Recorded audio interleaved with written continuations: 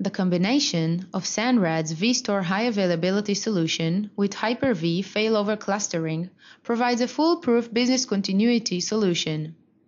As can be seen, a complete high availability solution includes a Hyper-V server cluster and a vStore storage cluster working in concert across production sites.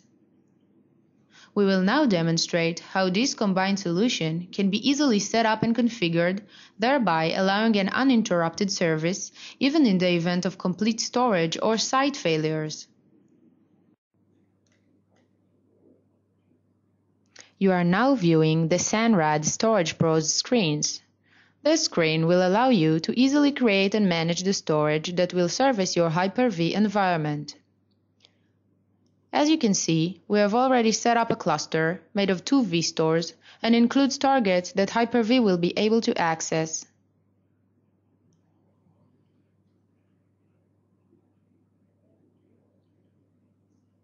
We will now move to create a new volume using the Quick Start menu on the right side of the screen.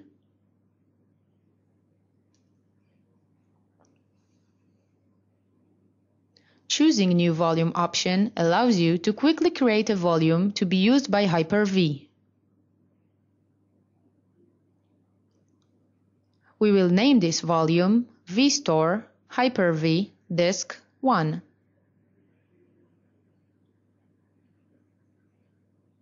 The menu allows us to easily create a mirror.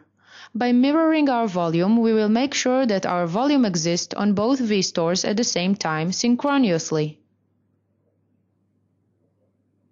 We will select from the SAS pool on vStore A and from the SAS pool on vStore B for the location of the mirror. We can now simply choose a size for our new volume. Let's select 500 GB for the size of our storage. We can expose this volume on any target from the list or create a new one. In this case, we will expose the volume on the Hyper-V disks. The LAN is automatically selected.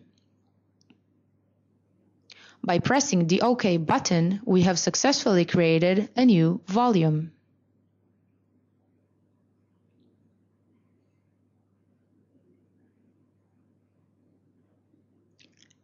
As you can see, this volume is exposed on the Hyper-V target and is of the size 500 GB.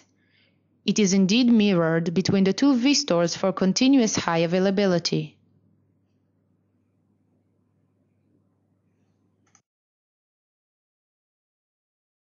We have now moved to the Hyper-V Windows 2008 cluster management screens. We can see that this Hyper-V cluster is serviced by the vStore storage that we have just set up. All of the disks that the cluster will use are iSCSI level vStore disks.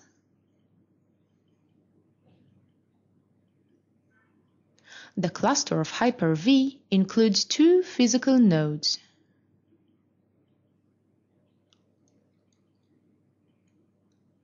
Each node is in turn serviced by the vStore Hyper-V disks through its iSCSI initiators, either embedded with individual machine itself or within the Windows 2008 layer.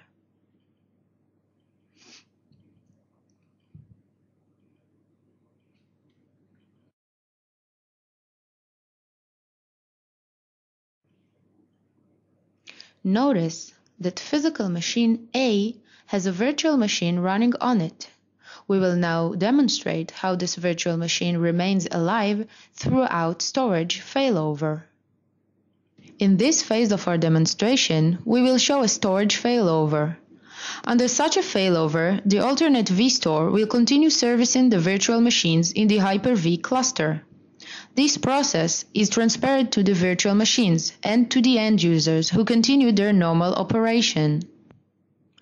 Let's open this virtual machine.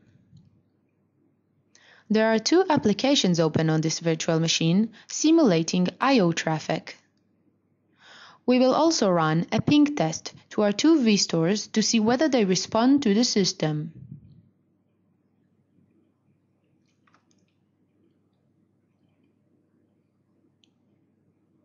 Using an external power switch application, we will now turn off one of the vStores in order to simulate the storage failure. As we can see, the I/O to the virtual machine has stopped, and one of the vStores has stopped responding.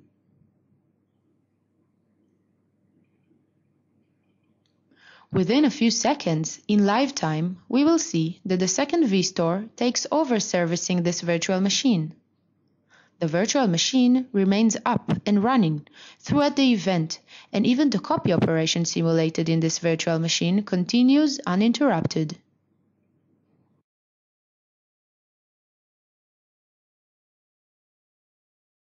We will now show a complete site failover.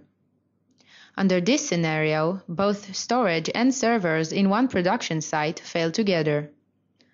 The alternate production site brings the virtual machines back up completely automatically and connects them to the alternate storage.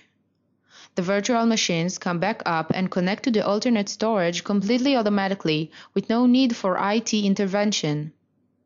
End users seamlessly continue to be serviced from the alternate production site. As can be seen, we have a virtual machine running on node A of the Hyper-V cluster. Two applications are running on this virtual machine to simulate I/O traffic.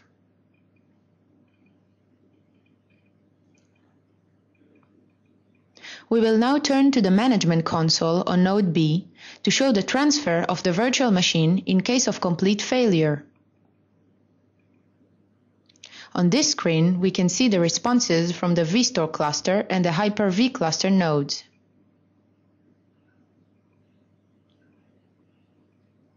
We will now turn off both vStore A and Hyper-V Node 1 to simulate the complete site failover. As can be seen, both have stopped responding to the system's ping test. However, vStore B and Hyper-V Node 2 on the secondary production site will take over the virtual machine and bring it back up completely automatically.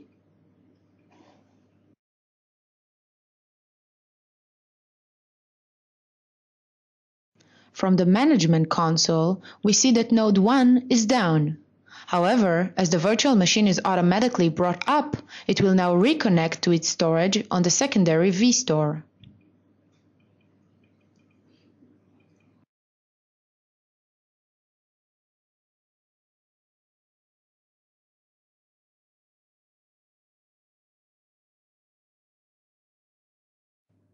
As we go into the virtual machine, we can see that it is already up and running, and the system is bringing it back to life.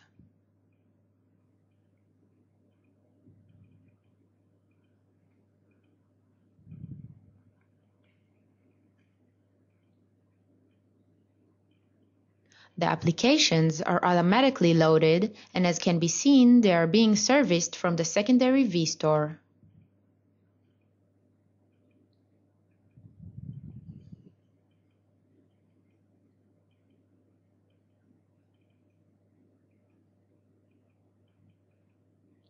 At the end of this process, the virtual machine has been brought up and reconnected automatically to its storage, and everything is running from the secondary site.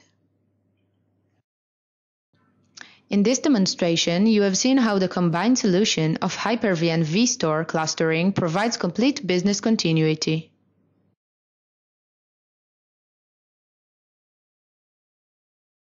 Thank you for joining us and for your attention.